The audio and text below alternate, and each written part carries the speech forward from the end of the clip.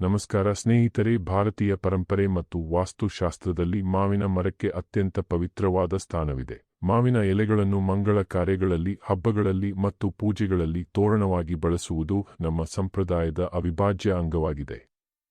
ಮಾವಿನ ಮರವನ್ನು ಸಮೃದ್ಧಿ ಮತ್ತು ಲಕ್ಷ್ಮೀ ದೇವಿಯ ಸಂಕೇತವೆಂದು ಪರಿಗಣಿಸಲಾಗುತ್ತದೆ. ಆದರೆ ಮನೆಯ ಮುಂದೆ ಮಾವಿನ ಮರವಿದ್ದಾಗ ಅದು ಕೇವಲ ಹಣ್ಣು ಮತ್ತು ನೆರಳನ್ನಷ್ಟೇ ನೀಡುವುದಿಲ್ಲ, ಬದಲಾಗಿ ಮನೆಯ ಶಕ್ತಿ ಮತ್ತು ವಾಸ್ತು ವಿನ್ಯಾಸದ ಮೇಲೆ ತನ್ನದೇ ಆದ ಪ್ರಭಾವವನ್ನು ಬೀರುತ್ತದೆ. ವಾಸ್ತುವಿನ ದೃಷ್ಟಿಯಿಂದ ಮರದ ಇರುವಿಕೆ, ಅದರ ದಿಕ್ಕು ಮತ್ತು ಮನೆಯಿಂದ ಇರುವ ದೂರ ಅತ್ಯಂತ ಮಹತ್ವದ ಪಾತ್ರ ವಹಿಸುತ್ತದೆ. ಮನೆಯ ಮುಂದೆ ಮಾವಿನ ಮರ ಇದ್ದರೆ ಏನಾಗುತ್ತದೆ?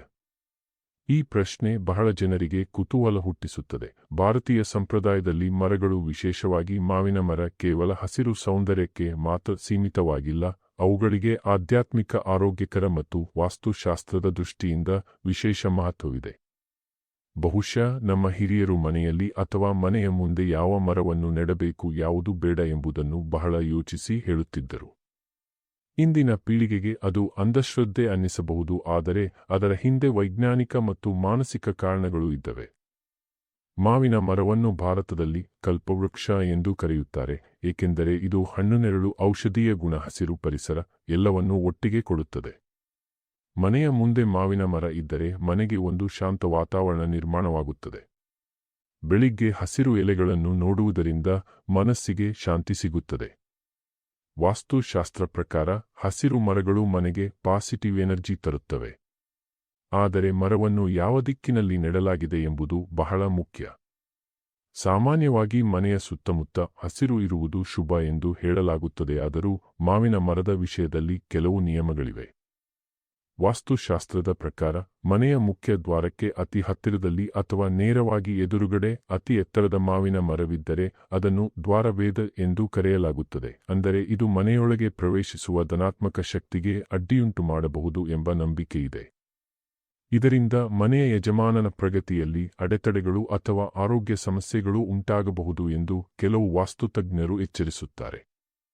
ಆದರೆ ಮರವು ಮನೆಯಿಂದ ಕನಿಷ್ಠ 10-15 ಅಡಿ ದೂರದಲ್ಲಿದ್ದರೆ ಇಂತಹ ದೋಷಗಳು ಅನ್ವಯಿಸುವುದಿಲ್ಲ.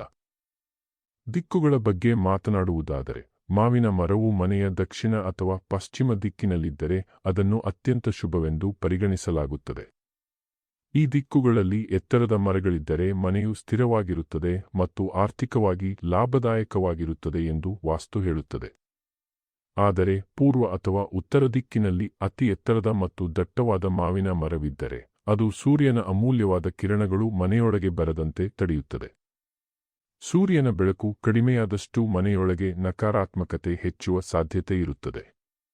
ಆದ್ದರಿಂದ ಉತ್ತರ ಅಥವಾ ಪೂರ್ವದಲ್ಲಿ ಮರವಿದ್ದರೆ ಅದರ ಕೊಂಬೆಗಳನ್ನು ಕಾಲಕಾಲಕ್ಕೆ ಕತ್ತರಿಸಿ ಸೂರ್ಯನ ಬೆಳಕು ಬರುವಂತೆ ನೋಡಿಕೊಳ್ಳುವುದು ಅಗತ್ಯ. ಮಾವಿನ ಮರವು ಕೇವಲ ವಾಸ್ತು ದೃಷ್ಟಿಯಿಂದ ಮಾತ್ರವಲ್ಲ, ಧಾರ್ಮಿಕವಾಗಿ ಕೂಡ ಮಹತ್ವ ಹೊಂದಿದೆ. ಹಿಂದೂ ಧರ್ಮದಲ್ಲಿ ಮಾವಿನ ಎಲೆಗಳನ್ನು ಪೂಜೆಯಲ್ಲಿ ಬಳಸುತ್ತಾರೆ. ಮನೆ ಬಾಗಿಲಿಗೆ ಮಾವಿನ ತೋರಣ ಕಟ್ಟುವುದು ಶುಭದ ಸಂಕೇತ. ಇದು ಕೇವಲ ಸಂಪ್ರದಾಯವಲ್ಲ, ವೈಜ್ಞಾನಿಕ ಕಾರಣವೂ ಇದೆ. ಮಾವಿನ ಎಲೆಗಳು ಗಾಳಿಯನ್ನು ಶುದ್ಧಗೊಳಿಸುವ ಸಾಮರ್ಥ್ಯ ಹೊಂದಿವೆ. ಆದ್ದರಿಂದ ಮನೆ ಪ್ರವೇಶದ ಬಳಿ ಅವು ಇದ್ದರೆ ಒಳಗೆ ಬರುವ ಗಾಳಿ ಸ್ವಚ್ಛವಾಗಿರುತ್ತದೆ. ಮಾವಿನ ಮರ ಮನೆಯ ಮುಂದೆ ಇದ್ದರೆ ಇನ್ನೊಂದು ಮುಖ್ಯ ಲಾಭವೆಂದರೆ ನೆರಳು. ಬಿಸಿಲಿನ ಸಮಯದಲ್ಲಿ ಅದು ಮನೆಯ ಉಷ್ಣತೆಯನ್ನು ಕಡಿಮೆ ಮಾಡುತ್ತದೆ. ಇದು ವಿದ್ಯುತ್ ಬಳಕೆಯನ್ನು ಕಡಿಮೆ ಮಾಡುತ್ತದೆ, ಏಕೆಂದರೆ ಮನೆಯೊಳಗಿನ ತಾಪಮಾನ ಕಡಿಮೆಯಾಗುತ್ತದೆ. ಹೀಗಾಗಿ ಇದು ಪರಿಸರ ಸ್ನೇಹಿ ಆಯ್ಕೆಯಾಗಿದೆ. ಆದರೆ ಕೆಲವರು ಮಾವಿನ ಮರ ಮನೆಯ ಮುಂದೆ ಇದ್ದರೆ ಕೆಟ್ಟ ಪರಿಣಾಮಗಳು ಇವೆ ಎಂದು ಭಾವಿಸುತ್ತಾರೆ. ಉದಾಹರಣೆಗೆ, ಮರದ ಬೇರುಗಳು ಮನೆಯ ಅಡಿಪಾಯಕ್ಕೆ ಹಾನಿ ಮಾಡಬಹುದು. ಇದೊಂದು ಸತ್ಯವಾಗಬಹುದು, ಆದರೆ ಅದು ಮರವನ್ನು ಎಲ್ಲಿ ನೆಟ್ಟಿದ್ದೇವೆ ಎಂಬುದರ ಮೇಲೆ ಅವಲಂಬಿತವಾಗಿದೆ. ಸರಿಯಾದ ದೂರದಲ್ಲಿ ನೆಟ್ಟರೆ ಈ ಸಮಸ್ಯೆ ಬರುವುದಿಲ್ಲ. ಇನ್ನೊಂದು ನಂಬಿಕೆಯೆಂದರೆ ಮನೆಯ ಮುಂದೆ ದೊಡ್ಡ ಮರ ಇದ್ದರೆ ಸೂರ್ಯನ ಬೆಳಕು ಸಂಪೂರ್ಣವಾಗಿ ಮನೆಗೆ ಬರೋದಿಲ್ಲ, ಇದರಿಂದ ಮನೆಯಲ್ಲಿ ಅಂಧಕಾರ ಮತ್ತು ನೆಗೆಟಿವ್ ಎನರ್ಜಿ ಹೆಚ್ಚಾಗುತ್ತದೆ ಎಂದು. ಆದರೆ ಇದು ಮರದ ಗಾತ್ರ, ಶಾಖೆಗಳ ವ್ಯಾಪ್ತಿ ಮತ್ತು ಮನೆಯ ವಿನ್ಯಾಸದ ಮೇಲೆ ಅವಲಂಬಿತವಾಗಿದೆ. ಸರಿಯಾಗಿ ಕಟ್ ಮಾಡಿ ನಿರ್ವಹಣೆ ಮಾಡಿದರೆ ಈ ಸಮಸ್ಯೆ ತಪ್ಪಿಸಬಹುದು. ಮಾವಿನ ಮರವು ಮಾನಸಿಕ ಆರೋಗ್ಯಕ್ಕೂ ಸಹಕಾರಿ.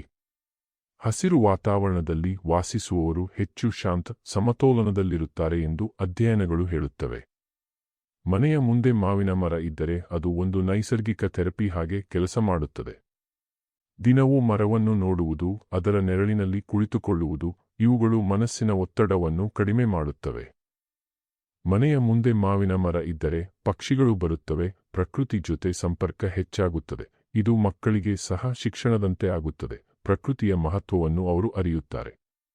ಇಂದಿನ ಡಿಜಿಟಲ್ ಯುಗದಲ್ಲಿ ಇದು ಬಹಳ ಅಗತ್ಯ. ಆದರೆ ಒಂದು ಮುಖ್ಯ ವಿಷಯ ಗಮನದಲ್ಲಿಟ್ಟುಕೊಳ್ಳಬೇಕು. ಮಾವಿನ ಮರವನ್ನು ನೆಡುವಾಗ ಸರಿಯಾದ ಸ್ಥಳ ಮತ್ತು ದೂರವನ್ನು ಆಯ್ಕೆ ಮಾಡಬೇಕು. ಮನೆಗೆ ತುಂಬಾ ಹತ್ತಿರ ನೆಟ್ಟರೆ ಬೇರುಗಳು ಹಾನಿ ಮಾಡಬಹುದು. ಹಾಗೆ ಮರದ ಎಲೆಗಳು, ಹಣ್ಣುಗಳು ಬೀಳುವುದರಿಂದ ಸ್ವಚ್ಛತೆ ಕಾಪಾಡುವುದು ಮುಖ್ಯ. ವಾಸ್ತುಶಾಸ್ತ್ರದ ಪ್ರಕಾರ ಮರಗಳು ಜೀವಂತ ಶಕ್ತಿಯ ಮೂಲ. ಮಾವಿನ ಮರ ವಿಶೇಷವಾಗಿ ಧನಾತ್ಮಕ ಕಂಪನಗಳನ್ನು ನೀಡುತ್ತದೆ ಎಂದು ಹೇಳಲಾಗುತ್ತದೆ. ಇದು ಮನೆಯಲ್ಲಿನ ಸಂಬಂಧಗಳನ್ನು ಸುಧಾರಿಸಲು ಸಹ ಸಹಾಯ ಮಾಡುತ್ತದೆ ಎಂಬ ನಂಬಿಕೆ ಇದೆ. ಕುಟುಂಬದ ಸದಸ್ಯರ ನಡುವೆ ಒಗ್ಗಟ್ಟು, ಪ್ರೀತಿ ಹೆಚ್ಚಾಗುತ್ತದೆ ಎಂದು ಹಿರಿಯರು ಹೇಳುತ್ತಾರೆ. ಸಾರಾಂಶವಾಗಿ ಹೇಳುವುದಾದರೆ, ಮನೆಯ ಮುಂದೆ ಮಾವಿನ ಮರ ಇದ್ದರೆ ಅದು ಬಹುಮಟ್ಟಿಗೆ ಶುಭಕರ. ಆದರೆ ಅದನ್ನು ಸರಿಯಾದ ರೀತಿಯಲ್ಲಿ ನಿರ್ವಹಿಸುವುದು ಮುಖ್ಯ. ಇದು ಕೇವಲ ಒಂದು ಮರ ಅಲ್ಲ, ಇದು ಆರೋಗ್ಯ, ಸಂತೋಷ, ಶಾಂತಿ ಮತ್ತು ಸಮೃದ್ಧಿಯ ಸಂಕೇತ. ಆದ್ದರಿಂದ ಮನೆಯ ಮುಂದೆ ಮಾವಿನ ಮರ ಇಡುವ ಬಗ್ಗೆ ಯೋಚಿಸುತ್ತಿದ್ದರೆ ಅದರ ಲಾಭ ನಷ್ಟಗಳನ್ನು ತಿಳಿದುಕೊಂಡು ಸರಿಯಾದ ನಿರ್ಧಾರ ತೆಗೆದುಕೊಳ್ಳುವುದು ಉತ್ತಮ. ನಿಮಗೆ ಈ ವಿಡಿಯೋ ಇಷ್ಟವಾದರೆ ಲೈಕ್ ಮಾಡಿ.